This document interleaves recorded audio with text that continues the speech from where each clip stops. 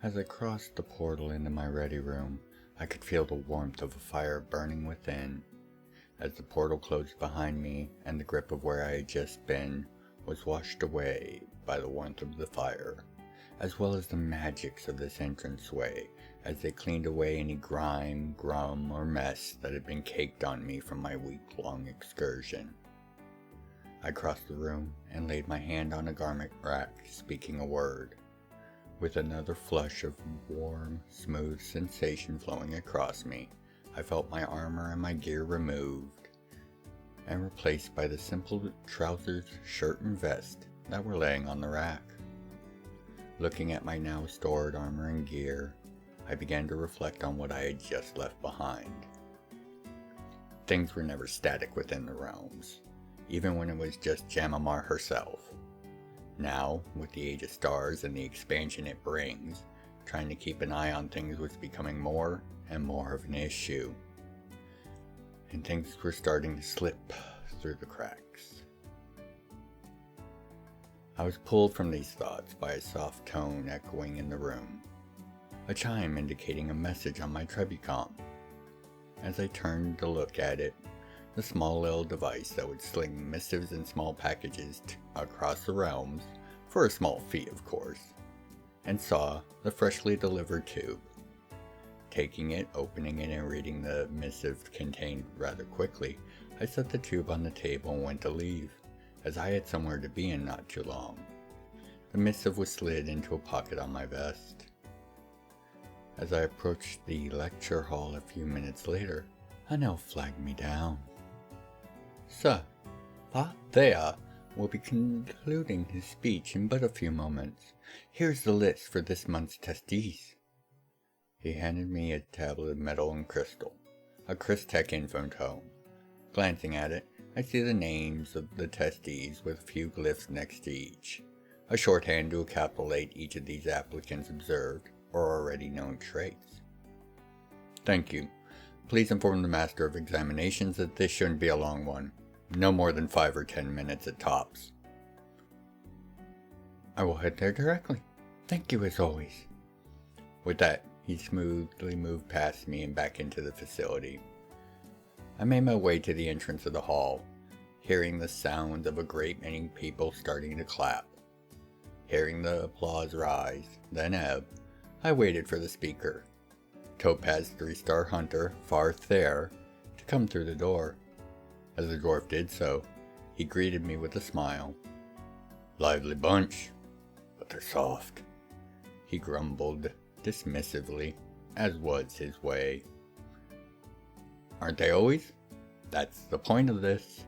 I smiled and passed him and made my way to the hall and onto the stage at its center. I took the crowd in for a moment as I let everyone settle down, now that they were noticing someone was back at the podium. There were just over 500 of them.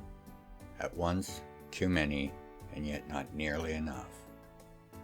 I could hear whispers attempting to divine who I was and what this was about. This was, of course, an unscheduled lecture. They were not ready for another speaker to come forth. After another long moment, I began. "Good morning. I'll make this clear and I will make this simple. You are all here because you believe you are hunter material. Now each of you, do me a favor and take a look at the person to your fore, to your back, to your left, and to your right." As they did, murmurs of confusion began to rise. "Of the people you've just looked at, you or one of them will not survive. Furthermore, only one of the 5 of you is likely to even pass. One of you might be offered the platinum coin. The other 2 might survive, but will be unlikely to ever attempt to join again, typically because you will be too mentally scarred or physically maimed to do so." Confusion became a quiet tension. The hunters are who the realms turn to when they need heroes, large and small. We are those individuals that are granted great leeway by the sovereignties of the realms, and are greatly respected by the populace. The claim of a hunter on property or discoveries is, by council law, nearly supreme. Our actions in commission of a contract in most cases are treated with total legal immunity. We are called to end threats that could very well warrant the involvement of the gods should we fail in our duties. To be a licensed hunter and not one of the coin is as much an ultimate duty to the realms as it is an ultimate freedom of them. The test you are about to undergo will see to which of you are ready for this duty. Make no mistake, I do not find the death of a dozen worthy applicants to prevent one unworthy one to be anything but a cheap cost. Do not think the tales of this test and its dangers have been anything but watered down.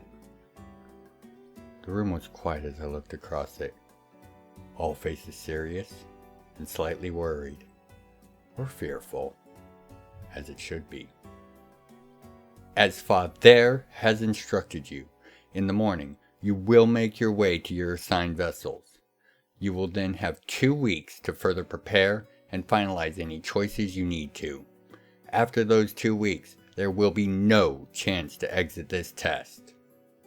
Those of you that do choose to leave before that point, to better prepare, or to focus on being a hunter of the coin, will be issued the platinum coin. There is no dishonor or judgment with this. I am aware that many of you are only here at this point to receive the platinum coin. There's no shame in it. Please be very well and have great fortunes in your future career. Without the hunters of the coin, the licensed hunters would not be able to be flexible or amenable to the needs of the realms. So thank you for your vital and very important service. For the rest of you, your ships will land on a staggered timetable. You will have 1 day to disembark, get your bearings, and begin. From that point on, until you leave the island, you are being tested. To pass this test, you must obtain 9 recommendations from a possible 13. These are available across the island. 1 each from a hunter's official within each of the 3 main towns, with 1 at the landing point as well. There will be 1 local in each main town, a person of interest or of importance who is recognized by the guild to hand out recommendations. Furthermore, there are 5 individuals at large as well who will be able to issue a recommendation. You will need to learn the area, the politics of the locals, and how to navigate all of that to succeed. You have 1 year to complete this. Once you have your 9 recommendations, you will report to the landing site. From then on, you will be a hunter. Are there any questions? A hand was held up.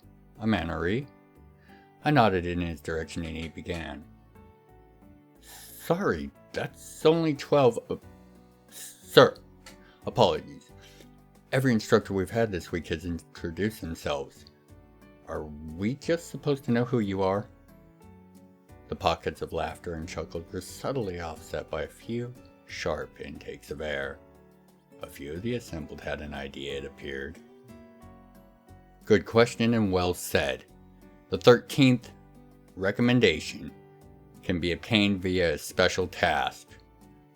Now, each of you should look under your chairs and notice there is a tube there. As each found the container, I continued. The 13th task is to find the bunny and feed the contents of that tube to it. The silence was deadly. My smile wide. As for who I am, my apologies for not introducing myself. I am Smoke. You may have heard of me. Faces blanched Air was gasped, and off to the side I heard a small thud, then smelt the unmistakable odor of fear-expelled waste. I turned to see a small group of enlightened circled around one of their number who had fainted in fear, with several others trying their very best not to let panic and fear do the same to them. I smiled softly and just gave an affirmative nod. "Only one? Your tough ones over there. Make sure to have them keep an eye on you." They visibly calmed, taking my words to heart. As they should. I meant them. They had just seen and realized their boogeyman, the reaper of their kin, was less than 50 feet away. I'd say only one of them passing out was a very good sign. A praetor was the one to ask the next question, seemingly unfazed by the scene. "And this bunny will be able to give out the recommendation? Is there another proof of this deed we are supposed to obtain?" Many whispers were already beginning to hum about this being an easy score. "Oh no, he'll be more than happy to give the recommendation. Just do not be mean or rude to him, or dear V's try to attack him." Silence again reigned. "If we can keep the deaths by bunny to less than 10 of you this testing cycle, I would be very grateful." Confusion once again was thick in the air, but the praetor, to his credit, just nodded.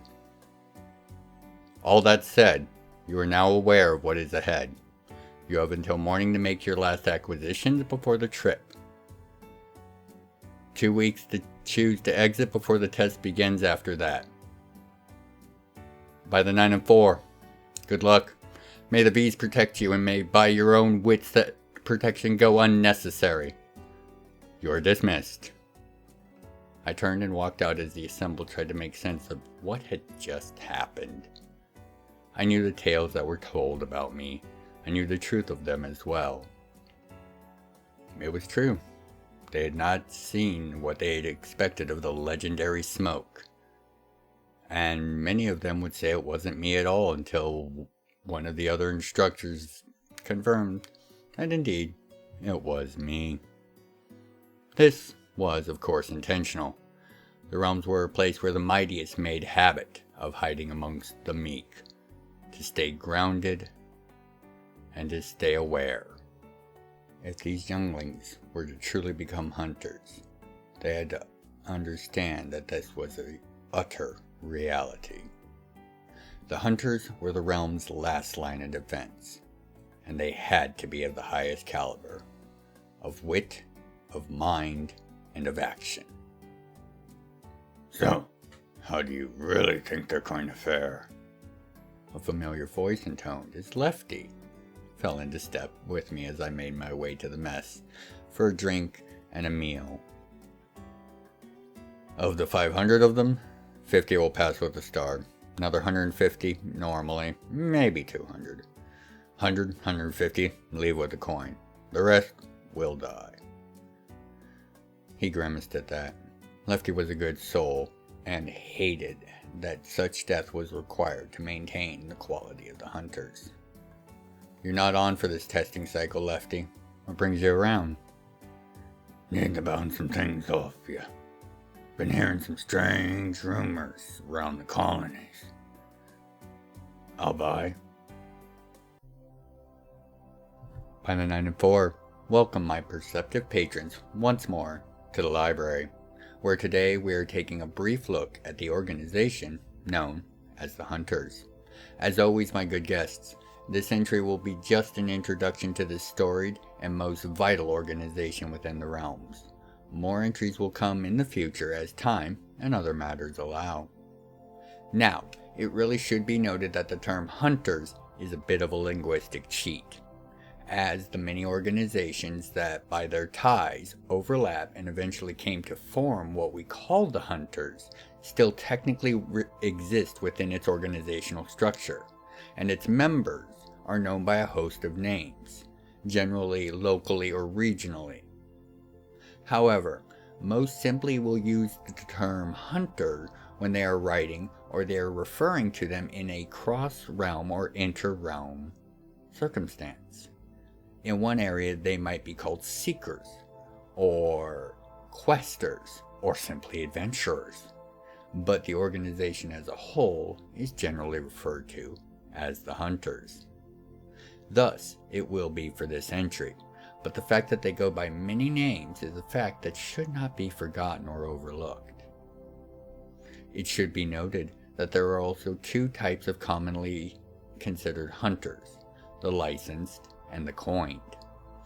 Coin hunters are the normal local individuals that work for coin, whether it's guard duty over a barn or some seeking out of certain game for a butcher or a cook, or minor spell components for wizards. These tasks tend to be on the lower end of the threat scale, and thus the pay is far less, able to be counted in coin instead of favors or other considerations. Many of the realms have done coin work at one point or another. For some are just simple errands that the poster, the payer, is willing to pay to avoid doing. License hunters are what most people think and mean when they speak of the hunters. Having been tested and improved by the larger organization, these individuals tend to be what are considered the realm's heavy hitters. As contracting through the hunters is fairly easy, and the fact that the skill set available via the hunters covers nearly any possible circumstance, having the right person or team for the job is almost a guarantee. Of course, not all hunters are equal, and there is a ranking structure and path of progression within the organization. However, because of their great prestige and importance to the realm, regardless of rank, they tend to enjoy a wide latitude of legal, social, and political protections, as they are generally considered a neutral party in the affair of sovereignties, often tasked with investigations of suspected breaches of council law or of inter-sovereign treaties, or when an outsider is needed that can be trusted, as well as having a healthy trade in bounty hunting, as many of the underworld have begun to learn how to use inter-sovereign law to hide from justice. But of course, as you may be beginning to understand, that doesn't stop a duly contracted hunter. Other tasks the hunter may be contracted for can range the gamut, as does the pay. Higher ranked hunters can claim first call over lower ranks for contracts, but if a task is seen to be beneath them or under their skill set by a significant amount, it is considered customary that the individual calling rank give the one being snubbed a cut of the pay as a sign of respect. However, as this circumstance tends to only happen when there is a personal involvement, this is generally rare. Now, the ranks and general overview of the hunters, starting from lowest to highest, are as follows. Emerald. Emeralds tend to be considered either up-and-comers, fresh from their tests, or a specialist that has no interest in trying to climb the ranks. Even this second is not all that common, as most of them will generally be advanced. Emeralds tend to be contracted for local matters, or for very task-based contracts such as convoy escorts or additional city guard. The next rank, and the one that most hunters will obtain and remain at for the entirety of their careers, is that of Sapphire. They are normally considered to be able to work anywhere within a realm, or another broad constraint such as the type of task or operational theater, the type of target, or many other such constraints. Most do not show the broad diversity of skills and reach to be able to climb higher than this rank. However, there are very few that are willing to call out any hunter on this fact. The next rank is the rank of Topaz. Topaz are those considered skilled enough to conduct inter-realm operations that have a chance of involving the political or other powers of note in those sovereignties. From this rank and up, a hunter is much a political actor as an agent of justice or a mercenary. This is also where the bulk of the need for all those legal protections mentioned arise, as no one likes to have their dirty laundry aired, and attempts to save face by ending a hunter mid-contract is not an unknown or even uncommon event. This is not what the protection is for by and large. It's for the response should the hunter be not so compliant as to die, as general policy is to make revenge a case of being so harsh that by its example none dare the same wrath. It should be noted, topaz is the third most common rank after sapphire and emerald, with roughly 20% of total hunters, with sapphire having 40% and emerald 30%. Now, the final two rank that comprise that final 10%, but at a 9-to-1 ratio between them, the first being ruby. Ruby hunters are considered the best of the best. They are able to apply their skills anywhere within the realms or any known planes of them. They tend to be on the first name basis with kings and merchant lords alike. They also tend to be the leaders of powerful hunter companies. A hunter company being a registered order of hunters that work together as a team, using their collective ability to command a higher rank and pricing. Hunters' companies are also ranked according to this scale. Most people, while seeing hunters almost every day, will most likely never see a ruby outside of special events or holiday celebrations. However, the rarest, final, and highest rank of the hunters, that of diamond, it is said the only difference between a diamond and a ruby is that a diamond has a record of successfully dealing with the gods on multiple occasions and successfully. There are only a few people ever known to hold this rank. The most famous, of course, being Smoke, and his hunting company, the Wrecking Crew. The validity of these claims of qualification being godly interaction are suspect. It is known, though, that when a diamond is about, things are going to happen, and those things will matter. Promotion in the hunters. Promotion in the hunters is done by deed, specifically deeds that stretch, extend, or exceed the normal expected duties for one's rank. The requirements for this are wide, vague, and generally a matter that is decided by a higher group of hunters. But for each time a hunter does reach beyond his grasp and succeeds, they are eligible to receive a star. Each star a mark of a greater task than the one that earned the one before. Stars serve as further rank differentiator within the general ranks, as well as the basis for promotion upon gaining a minimum number of them.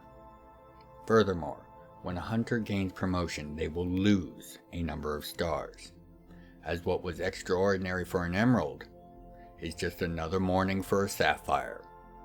Thus, to continue rising in rank, one must always be pushing for greatness, while being wise enough not to take those jobs that would end up tarnishing their reputation, as this is also a factor in receiving a star. Each rank requires more stars to qualify for, and takes more away when obtained, forcing those that truly desire to stand among the greatest to prove their worth the entire way up. Each rank also has a threshold of stars that in most cases will force a promotion, even if one chooses not to use that higher rank. The hunters want everyone within to be properly assessed in their capabilities and recognized for them. However, by design, triggering into or above topaz is very unlikely to happen accidentally. This is as many do not wish to have to deal with the higher politics that come with those ranks, despite the wealth that they can bring. And with this very brief look into this ubiquitous yet very necessary organization and its basics of its structure over, And before we part ways, I would like to thank each and every one of you that has chosen to join me in these explorations for your time and your attention. It does mean so very much. So, as always, my perceptive patrons, until you once more visit the library, by the 9 and 4, be well, take care of yourselves and each other.